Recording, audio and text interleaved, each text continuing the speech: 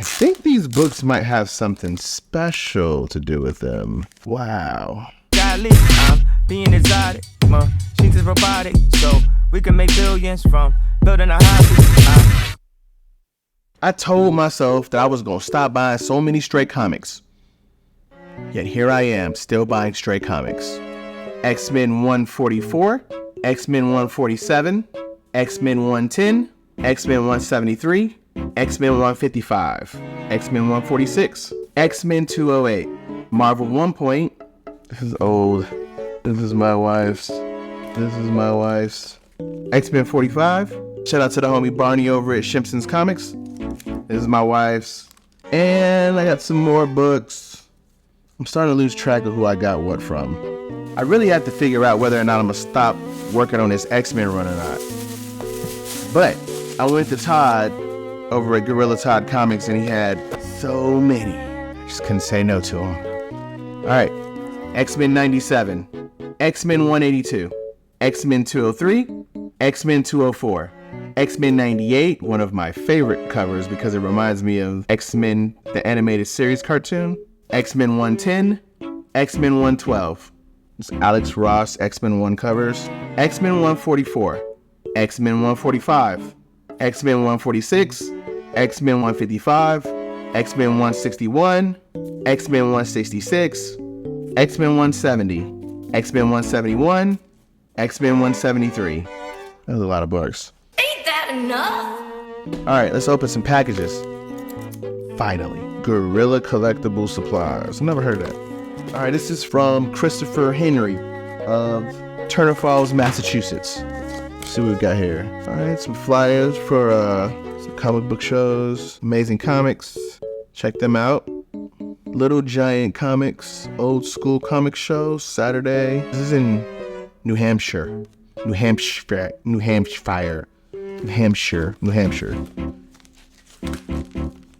Shire, sure.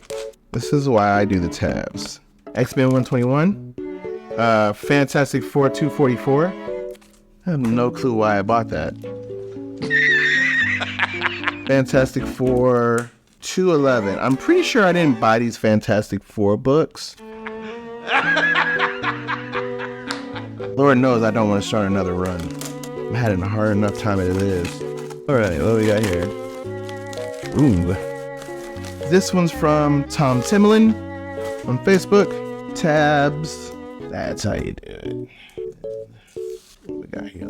Oh, Ghost Rider 15. It's the glow in the dark cover. And I'm actually so surprised that I finally own this book. This book is actually really cool. I'm actually hunting for this book with a wait a minute. I think about it. Oh shit! Language! I almost forgot about these books, dude. That's crazy. You're fired! I think these books might have something special to do with them. And I think that's why I bought them. Is it so? Yes, it is. Oh, right. You're unfired. I need you. Come here. These are my first Mark Jewelers. Wow. My first time seeing a Mark Jeweler in hand.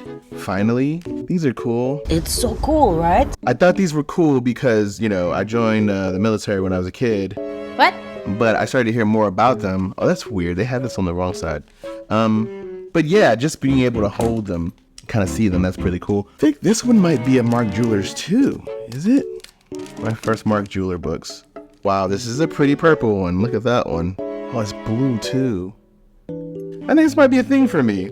Mark Jewelers were basically comic books that were released on military installations or near military installations exclusively for soldiers. It had jewelers inserts inside of them so that they can send like fiance or a loved one jewelry. It's just a mail order form. They would go in and then they would, you know, select whatever jewelry they want, send off for it, and then it would be shipped to that person. I thought the concept of it is cool, but the thing is that they're really rare. I mean, in all the years that I've held comic books in my hands, this is the first time that I've ever held them. So I'm actually really glad I made today's video because I almost didn't.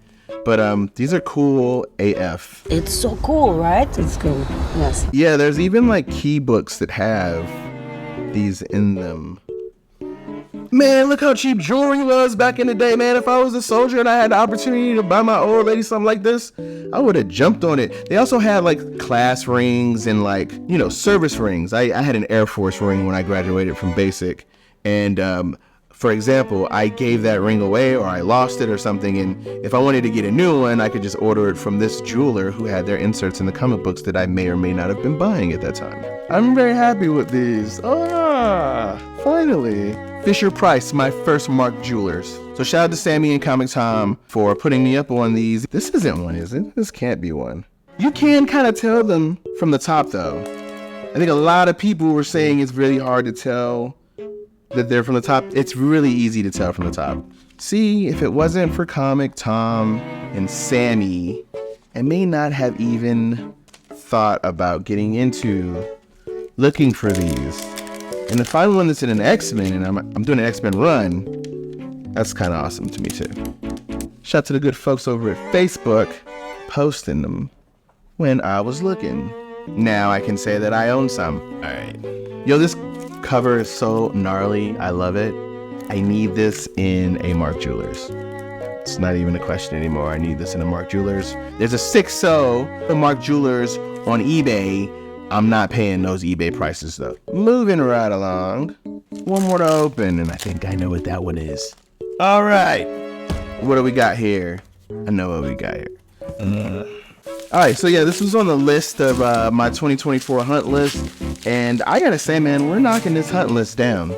It's only April, and I've already got so many books off of this list, but man, look at this behemoth.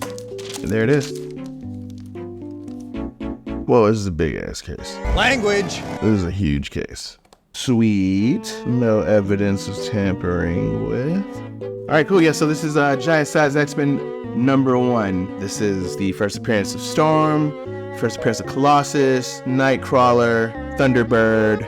I think it's also like the third appearance of Wolverine, second full or something like that. Yeah, got it. If you like this video, give it a like and subscribe for more nerdy content. Until next time, I'm Matt Lucas, and I'll holla.